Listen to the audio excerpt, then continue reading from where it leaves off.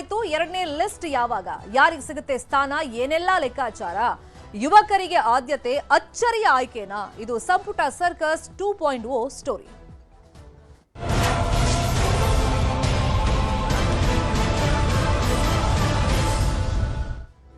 CM ಆದ ಬೆನ್ನಲ್ಲೇ ಸಭೆಯನ್ನ ಕರೆದಿದ್ದಾರೆ ಡಿಕೆ ಶಿವಕುಮಾರ್. ಹಿರಿಯ ಅಧಿಕಾರಿಗಳೊಂದಿಗೆ ಸಿಎಂ ಸಭೆಯನ್ನ ನಡೆಸುತ್ತಾರೆ. ಕೆಲವೇ ಕ್ಷಣಗಳಲ್ಲಿ ವಿಧಾನಸೌಧದಲ್ಲಿ ಈ ಸಭೆ ನಡೆಯುತ್ತೆ.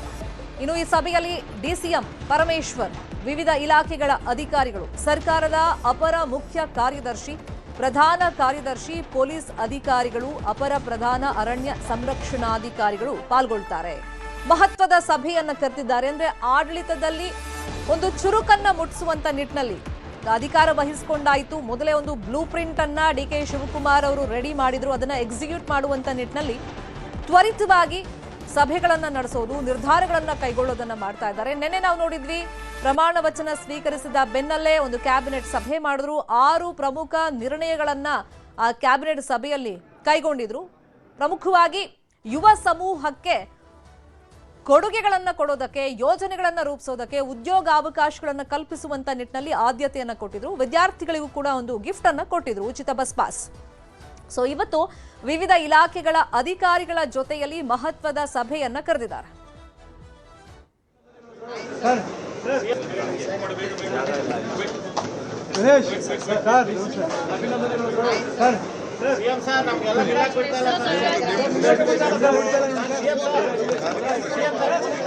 ನಿಮಗೂ ಎಲ್ಲ ಅಭಿನಂದನೆಗಳು. ನಿಮ್ಮ ಆಸೆನೂ ನಾನು ಆಗ್ಬೇಕು ಅಂತಿತ್ತು, ಜನ ಆಸೆನೂ ಇತ್ತು. ಎಲ್ಲರಿಗೂ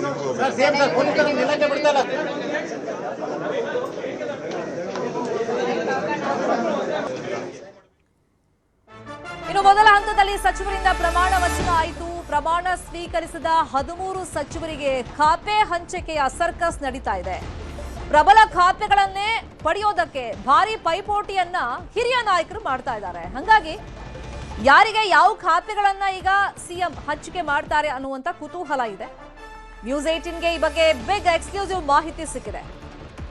ಡಾಕ್ಟರ್ ಜಿ ಪರಮೇಶ್ವರ್ ಅವರಿಗೆ ಡಿಸಿಎಂ ಸ್ಥಾನದ ಜೊತೆಯಲ್ಲಿ ಕಂದಾಯ ಇಲಾಖೆ ನೀಡುವಂತ ಸಾಧ್ಯತೆ, ಪ್ರಿಯಾಂಕ್ ಖರ್ಗೆಗೆ ಗೃಹ ಇಲಾಖೆ ನೀಡುವಂತ ಸಾಧ್ಯತೆ, ಇನ್ನುಳಿದಂತೆ ಈಶ್ವರ್ ಖಂಡ್ರೆ ಅವರಿಗೆ ಗ್ರಾಮೀಣ ಅಭಿವೃದ್ಧಿ ಪಂಚಾಯತ್ ರಾಜ್, ಸತೀಶ್ ಜಾರಕಿಹೊಳಿ ಅವರಿಗೆ ಈ ಹಿಂದೆ ಇದ್ದಂತ ಲೋಕೋಪಯೋಗಿ ಇಲಾಖೆಯನ್ನೇ ನೀಡುವಂತ ಸಾಧ್ಯತೆ, ಯುಟಿ ಖಾದರ್ ಅವರಿಗೆ ಆರೋಗ್ಯ, ಕೆಜೆ ಜಾರ್ಜ್ ಅವರಿಗೆ ಇಂಧನ ಇಲಾಖೆ, ಎಬಿ ಪಾಟೀಲ್ ಅವರಿಗೆ ಬೃಹತ್ ಹಾಗೇನೆ ಮಧ್ಯಮ ಕೈಗಾರಿಕೆಯ ಖಾತೆ, ಇನ್ನು ರಾಮಲಿಂಗಾರೆಡ್ಡಿ ಅವರಿಗೆ ಬೆಂಗಳೂರು ನಗರಾಭಿವೃದ್ಧಿ ಖಾತೆ, ಕೃಷ್ಣ ಬೈರೇಗೌಡ ಅವರಿಗೆ ಜಲಸಂಪನ್ಮೂಲ ಖಾತೆ, ಭೈರತಿ ಸುರೇಶ್ ಅವರಿಗೆ ಸಾರಿಗೆ, ಮುನಿಯಪ್ಪ ಅವರಿಗೆ ಆಹಾರ ಇಲಾಖೆ, ಶರಣಪ್ರಕಾಶ್ ಪಾಟೀಲ್ ಅವರಿಗೆ ವೈದ್ಯಕೀಯ ಶಿಕ್ಷಣ ಇಲಾಖೆ, ಡಾಕ್ಟರ್ ಯತೀಂದ್ರ ಸಿದ್ದರಾಮಯ್ಯ ಅವರಿಗೆ ನಗರಾಭಿವೃದ್ಧಿ ಹಾಗೇನೆ ಹಿಂದುಳಿದ ವರ್ಗಗಳ ಕಲ್ಯಾಣ ಇಲಾಖೆ ಖಾತೆಯನ್ನ ನೀಡಲಾಗುತ್ತಾ? ಸದ್ಯಕ್ಕೆ ಈ ಒಂದು ಖಾತೆಗಳ ಹಂಚಿಕೆಯನ್ನ ಹಿರಿಯ ನಾಯಕರಿಗೆ ಮಾಡಬಹುದು ಅಂತ ಹೇಳಿ ನಿರೀಕ್ಷೆಗಳಿದೆ. ಬಟ್ ಬಿಗಿ ಪಟ್ಟನ್ನ ಈಗ ಹಿರಿಯ ನಾಯಕರು ಹಿಡಿದಿದ್ದಾರೆ. ಲಾಸ್ಟ್ ಟೈಮ್ ಏನೋ ಸಮಾಧಾನ ನಮ್ಗೆ ಇಲ್ದಿದ್ರೂ ಕೂಡ, ಎಸ್ಪೆಷಲಿ ರಾಮಲಿಂಗಾರೆಡ್ಡಿ ಅವರು, ನನಗೆ ಆ ಖಾತೆಯಲ್ಲಿ ಸಮಾಧಾನ ಇರಲಿಲ್ಲ, ಆದ್ರೂ ಪಕ್ಷ ಕೊಡ್ತು, ಅದನ್ನ ನಾನು ನಿಷ್ಠೆಯಿಂದ ನಿಭಾಯಿಸಿದ್ದೀನಿ. ಈಗ ಹಂಗಲ್ಲ, ನಾನು ಕೇಳದಂತ, ನಾನು ಡಿಮ್ಯಾಂಡ್ ಮಾಡಿದಂತ ಖಾತೆನೇ ನನಗೆ ಬೇಕು ಅಂತ ಹೇಳಿ ಪಟ್ಟು ಹಿಡಿದು ಕೂತಿದ್ದಾರೆ. ಹಿಂಗೆ ಬಹುತೇಕ ಹಿರಿಯ ನಾಯಕರು ತಮಗೆ ನಿರ್ದಿಷ್ಟವಾದ ಖಾತೆಗಳೇ ಬೇಕು ಅಂತ ಕೇಳ್ತಾ ಇದ್ದಾರಂತೆ. ಇನ್ನು ಸಿಎಂ ಭೇಟಿಯಾಗಿ ಮಾತನಾಡಿದ್ದಾರೆ. ಸಚಿವ ಪ್ರಿಯಾಂಕ್ ಖರ್ಗೆ ಖಾತೆ ಹಂಚಿಕೆ ಇನ್ನೂ ಕೂಡ ಯಾವುದು ಅಧಿಕೃತವಾಗಿಲ್ಲ, ಸಂಜೆಯೊಳಗೆ ಖಾತೆ ಹಂಚಿಕೆ ಆಗುತ್ತೆ ಅಂತ ಸಿಎಂ ಹೇಳಿದ್ದಾರೆ. ನೋಡೋಣ, ಯಾವುದೇ ಜವಾಬ್ದಾರಿ ಕೊಟ್ಟರು ಕಾನೂನು ಮತ್ತು ಸಂವಿಧಾನ ಬಿಟ್ಟು ಬೇರೆ ಏನು ಮಾಡಕ್ಕಾಗಲ್ಲ ಅಂತ ಹೇಳಿದ್ದಾರೆ.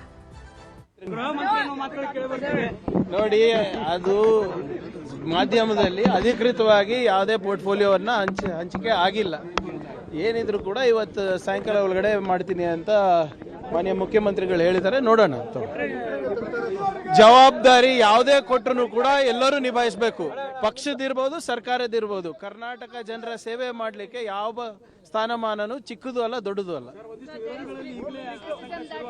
ವಿರೋಧನಲ್ಲಿ ಏನಕ್ಕೆ ನೋಡ್ರಿ, ಇನ್ನು ಫಸ್ಟ್ ಲಿಸ್ಟ್ ನಲ್ಲಿ ಹೆಸರು ಮಿಸ್ ಆಗಿರುವಂತ ಮಾಜಿ ಸಚಿವ ಸಂತೋಷ್ ಲಾಡ್ ಕೂಡ ಮಾತಾಡಿದ್ದಾರೆ. ಏನ್ ಹೇಳಿದ್ದಾರೆ ಕೇಳೋಣ. ಸನ್ಮಾನ್ಯ ಡಿ ಕೆ ಶಿವಕುಮಾರ್ ಸಾಹೇಬ್ರವರು, ಪರಮೇಶ್ವರ್ ಸಾಹೇಬರು ಸಿಎಂ ಆಗಿ ಡಿಸಿಎಂ ಆಗಿ ಪ್ರಮಾಣ ವಚನ ಸ್ವೀಕಾರ ಮಾಡಿದ್ದಾರೆ. ಅದರ ಜೊತೆಗೆ ಸುಮಾರು 12ಕ್ಕೂ ಹೆಚ್ಚು ಬೇರೆ ಸಚಿವರುಗಳು ನಿನ್ನೆ ಸಚಿವ ಸ್ಥಾನವನ್ನು ಗ್ರಹಿಸಿದ್ದಾರೆ. ನನ್ನ ವೈಯಕ್ತಿಕವಾಗಿ ಅವರಿಗೆಲ್ಲರಿಗೆ ನಾನು ಶುಭವನ್ನು ಕೋರ್ತೇನೆ.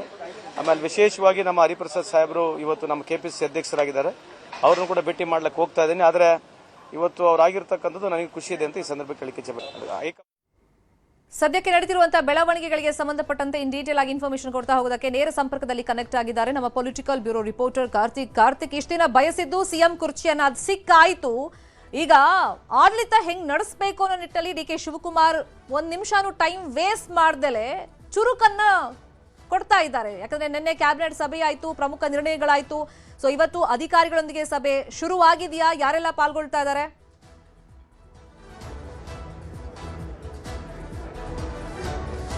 ಶರ್ಮಿಳಾ ಶೆಟ್ಟಿ, ನಿನ್ನೆ CM ಆಗಿ ಪದಗ್ರಹಣ ಮಾಡಿರುವಂಥ DK ಶಿವಕುಮಾರ್ ಅವರು ಇವತ್ತು ಅಧಿಕಾರಿಗಳ ಸಭೆಯನ್ನು ನಡೆಸ್ತಾ ಇರುವಂಥದ್ದು. ವಿಧಾನಸೌಧದ 3ನೇ ಮಹಡಿಯಲ್ಲಿ ಈಗ ಸಭೆಯೂ ಕೂಡ ಪ್ರಾರಂಭ ಆಗಿದೆ. ಸಭೆಯಲ್ಲಿ ಸರ್ಕಾರದ ಮುಖ್ಯ ಕಾರ್ಯದರ್ಶಿಯಾಗಿರುವಂಥ ಶಾಲಿನಿ ರಜನೀಶ್ ಸೇರಿದಂತೆ ಸರ್ಕಾರದ ಅಪರ ಮುಖ್ಯ ಕಾರ್ಯದರ್ಶಿಗಳು ಹಾಗೆ ಕಾರ್ಯದರ್ಶಿಗಳು ಜೊತೆಗೆ ಜಿಲ್ಲಾ ಉಸ್ತುವಾರಿ ಕಾರ್ಯದರ್ಶಿಗಳು ಕೂಡ ಭಾಗಿಯಾಗಿದ್ದಾರೆ. ಜೊತೆಗೆ ಈಗಾಗಲೇ ಈ ಒಂದು ಸಭೆಗೆ ಸಚಿವ ರಾಮಲಿಂಗಾರೆಡ್ಡಿ ಅವರು ಕೂಡ ಆಗಮಿಸಿರುವಂಥದ್ದು. ಇನ್ನೇನು ಕೆಲವೇ ಕ್ಷಣಗಳಲ್ಲಿ ಸಭೆಯೂ ಕೂಡ ಆರಂಭವಾಗಲಿಕ್ಕಿದೆ. ಪ್ರಮುಖವಾಗಿ ಗಮನಿಸಬೇಕು, ಯಾವಾಗ ಅಧಿಕಾರವನ್ನು DK ಶಿವಕುಮಾರ್ ಅವರು ಸ್ವೀಕಾರ ಮಾಡಿದ್ರು, ಅದಾದ ನಂತರದಲ್ಲಿ ಅವರು ಈ ಒಂದು ಆಡಳಿತ ನಡೆಸುವುದಕ್ಕೆ ಸಂಬಂಧಪಟ್ಟಂತೆ ಒಂದಿಷ್ಟು ವಿಭಿನ್ನ ಶೈಲಿಯಲ್ಲಿ ಅವರು ಪ್ರಯತ್ನಗಳನ್ನ ಮಾಡಿದಂತೆ ಕಾಣಿಸ್ತಾ ಇದೆ. ನಿನ್ನೆಯೇ ಅವರು ಸಚಿವ ಸಂಪುಟ ಸಭೆಯನ್ನು ಕೂಡ ಮಾಡಿದ್ರು. ಆ ಒಂದು ಸಂಪುಟ ಸಭೆಯಲ್ಲಿ 6 ನಿರ್ಧಾರಗಳನ್ನು ಕೂಡ ತೆಗೆದುಕೊಂಡಿದ್ರು. ಇವತ್ತು ಅಧಿಕಾರಿಗಳಿಂದ ಮಾಹಿತಿಯನ್ನು ಪಡೆಯೋದು ಜೊತೆಗೆ ಅಧಿಕಾರಿಗಳಿಗೆ ಕೆಲವೊಂದಿಷ್ಟು ಸೂಚನೆಗಳನ್ನು ಕೊಡುವ ನಿಟ್ಟಿನಲ್ಲಿ ಇವತ್ತು ಸಭೆಯನ್ನು ಕರೆದಿದ್ದಾರೆ. ಪ್ರಮುಖವಾಗಿ ರಾಜ್ಯದಾದ್ಯಂತ ಈಗಿನ ವಿದ್ಯಮಾನಗಳು ಯಾವ ರೀತಿಯಾಗಿದೆ, ಜೊತೆಗೆ ಇತ್ತೀಚೆಗೆ ಅಂದರೆ ಹಿಂದಿನ ಸರ್ಕಾರ ನಡೆಸಿರ್ತಕ್ಕಂಥ ಯೋಜನೆಗಳ ಯಾವ್ಯಾವ ಹಂತದಲ್ಲಿದೆ, ಜೊತೆಗೆ ಕಾನೂನು ಸುವ್ಯವಸ್ಥೆಯನ್ನು ಕಾಪಾಡುವಂಥ ವಿಚಾರಕ್ಕೆ ಸಂಬಂಧಪಟ್ಟಂತೆ ಯಾವ ರೀತಿಯ ಪ್ರಯತ್ನಗಳೆಲ್ಲ ಆಗಬೇಕು, ಇನ್ನು ಮುಂದೆ ಯಾವ ರೀತಿಯಾಗಿ ಆಡಳಿತ ನಡೆದುಕೊಂಡು ಹೋಗಬೇಕು ಅನ್ನುವಂಥ ಒಂದಿಷ್ಟು ಸಲಹೆಗಳನ್ನು ಅಧಿಕಾರಿಗಳಿಗೆ DK ಶಿವಕುಮಾರ್ ಅವರು ಕೊಡ್ತಾರೆ. ಅದೇ ಒಂದು ಕಾರಣಕ್ಕಾಗಿ ಈಗಾಗಲೇ ಅವರು ಸಭೆಯನ್ನು ಕೂಡ ಮಾಡ್ತಾ ಇರತಕ್ಕಂಥದ್ದು. ಶರ್ಮಿತಾ ಶೆಟ್ಟಿ, ಫೈನ್. ಅಂದ್ರೆ ಈಗ ಖಾತೆ ಹಂಚಿಕೆ ಬಗ್ಗೆ ಬಹುಶಃ ಇವತ್ತು ಮಧ್ಯಾಹ್ನ ಸಂಜೆ ಒಳಗೆ ಫೈನಲೈಸ್ ಆಗಬಹುದು ಅಂತ ಹೇಳಿ ಪ್ರಿಯಾಂಕ್ ಖರ್ಗೆ ಅವರು ಹೇಳ್ತಾ ಇದ್ರು. ಮತ್ತೆ ಹಿರಿಯ ನಾಯಕರ ಪಟ್ಟಿನೇ ಮೊದಲ ಪಟ್ಟಿಯಲ್ಲಿ ಇದ್ದಿದ್ರಿಂದ ಅವರೆಲ್ಲ ಪ್ರಮಾಣ ವಚನ ಸ್ವೀಕಾರ ಮಾಡಿರೋದ್ರಿಂದ ಈ ಹಿಂದೆ ನಮ್ಗೆ ಇಷ್ಟ ಇಲ್ದಿದ್ರು ಖಾತೆಗಳನ್ನ ನಿಭಾಯಿಸಿದ್ದೀವಿ, ಈಗ ನಮಗೆ ಬೇಕಾದಂತ ಖಾತೆಗಳು ಬೇಕು ಅಂತ ಹೇಳಿ ಡಿಮ್ಯಾಂಡ್ ಮಾಡ್ತಾ ಇದ್ದಾರೆ. ಇದು ಯಾವ ತರ ಸಂಕಷ್ಟಕ್ಕೆ ಈಡು ಮಾಡಿದೆ DK ಶಿವಕುಮಾರ್ ಅವ್ರನ್ನ ಈ ಖಾತೆ ಹಂಚಿಕೆ ಪ್ರಕ್ರಿಯೆ?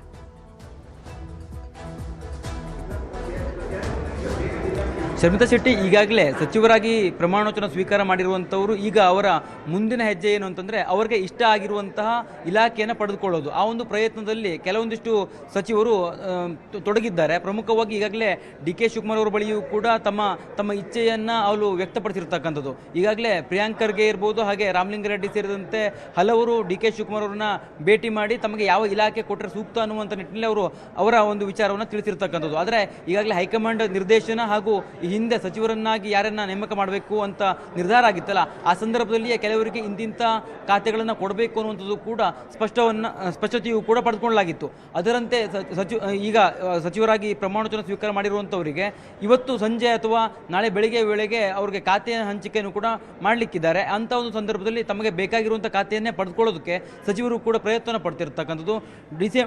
DK ಶಿವಕುಮಾರ್ ಅವರ ಜೊತೆಗೆ ಈಗಾಗಲೇ ಚರ್ಚೆಯನ್ನು ಕೂಡ ಕೆಲವು ಸಚಿವರು ಮಾಡಿದ್ದಾರೆ. ಇವತ್ತು ಬೆಳಿಗ್ಗೆ ಪ್ರಿಯಾಂಕ್ ಖರ್ಗೆ ಅವರು ಕೂಡ DK ಶಿವಕುಮಾರ್ ಅವರನ್ನ ಭೇಟಿ ಮಾಡಿದರು. ಜೊತೆಗೆ ಪರಮೇಶ್ವರ್ ಅವರು ಕೂಡ ಅವರೊಂದಿಗೆ ಚರ್ಚೆಯನ್ನು ಮಾಡಿದ್ದಾರೆ. ಈಗಾಗಲೇ ಪರಮೇಶ್ವರ್ ಅವರು ಗೃಹ ಇಲಾಖೆಯ ಬದಲಿಗೆ ಕಂದಾಯ ಇಲಾಖೆಯನ್ನು ಕೊಡಿ ಎನ್ನುವಂಥ ವಿಚಾರವನ್ನು ಅವರು ಈ ಹಿಂದೆಯೂ ಕೂಡ ಪ್ರಸ್ತಾಪ ಮಾಡಿದರು. ಜೊತೆಗೆ ರಾಮಲಿಂಗಾರೆಡ್ಡಿ ಅವರು ಈ ಹಿಂದೆ ಸಾರಿಗೆ ಸಚಿವರಾಗಿ ಅವರು ಕರ್ತವ್ಯವನ್ನು ನಿರ್ವಹಿಸುವಂಥ ಸಂದರ್ಭದಲ್ಲಿ ಈ ಇಲಾಖೆಯ ಹೊರತಾಗಿ ನನಗೆ ಬೇರೆಯ ನನ್ನ ಒಂದು ಹಿರಿತನಕ್ಕೆ ಅಗತ್ಯವಾಗಿರುವಂಥ ಖಾತೆಯನ್ನು ಕೊಡಿ ಅನ್ನುವಂಥದ್ದನ್ನು ಅವರು ಬಹಳ ಬಹಿರಂಗವಾಗಿಯೂ ಕೂಡ ಹೇಳಿದರು. ಆ ಒಂದು ಹಿನ್ನೆಲೆಯಲ್ಲಿ ಅವರಿಗೆ ಬೆಂಗಳೂರಿನ ನಗರಾಭಿವೃದ್ಧಿ ಇಲಾಖೆಯನ್ನು ಕೊಡುವಂಥ ಸಾಧ್ಯತೆ ದಟ್ಟವಾಗಿರುವಂಥದ್ದು. ಜೊತೆಗೆ ಅಲ್ಲಿ ಅಂದರೆ ಯಾರ ಸಾಮರ್ಥ್ಯ ಹೇಗಿದೆ ಅನ್ನುವಂಥದ್ದನ್ನು ನೋಡಿಕೊಂಡು ಕೂಡ ಖಾತೆಯನ್ನು ಹಂಚಿಕೆ ಮಾಡಬೇಕಾಗತ್ತೆ. ಪ್ರಮುಖವಾಗಿ UT ಖಾದರ್ ಅವರು ಸ್ಪೀಕರ್ ಆಗಿದ್ದರು. ಅವರೀಗ ಸಂಪುಟಕ್ಕೆ ಸೇರಿರುವಂಥ ಕಾರಣಕ್ಕಾಗಿ ಅವರಿಗೆ ಈ ಹಿಂದೆ 2013ರ ಅವಧಿಯಲ್ಲಿ ಅವರು ಆರೋಗ್ಯ ಸಚಿವರಾಗಿ ಸೇವೆಯನ್ನು ಕೂಡ ಸಲ್ಲಿಸಿದ್ದಂಥವ್ರು. ಅವರಿಗೆ ಆರೋಗ್ಯ ಇಲಾಖೆಯನ್ನು ಜವಾಬ್ದಾರಿಯನ್ನು ವಹಿಸುವಂಥ ಸಾಧ್ಯತೆಗಳು ಕೂಡ ಇರತಕ್ಕಂಥದ್ದು. ಒಟ್ಟಾರೆಯಾಗಿ ತಮಗೆ ಬೇಕಾಗಿರುವಂಥ ಖಾತೆಯನ್ನು ಪಡೆದುಕೊಳ್ಳೋದಕ್ಕೋಸ್ಕರವಾಗಿ ಪ್ರಮಾಣವಚನ ಸ್ವೀಕಾರ ಮಾಡಿರುವಂಥ ಸಚಿವರು ಈಗ ಪ್ರಯತ್ನವನ್ನು ಪಡ್ತಿದ್ದಾರೆ. ಅದರ ಭಾಗವಾಗಿ DK ಶಿವಕುಮಾರ್ ಅವರ ಬಳಿ ಅವರು ಒಂದಿಷ್ಟು ಅವರ ಅಭಿಲಾಷೆಯನ್ನು ವ್ಯಕ್ತಪಡಿಸಿರ್ತಕ್ಕಂಥದ್ದು. ಶರ್ಮಿತಾ ಶೆಟ್ಟಿ, ಫಾಲೋ ಅಪ್ ಮಾಡೋಣ. Thank you so much Karthik.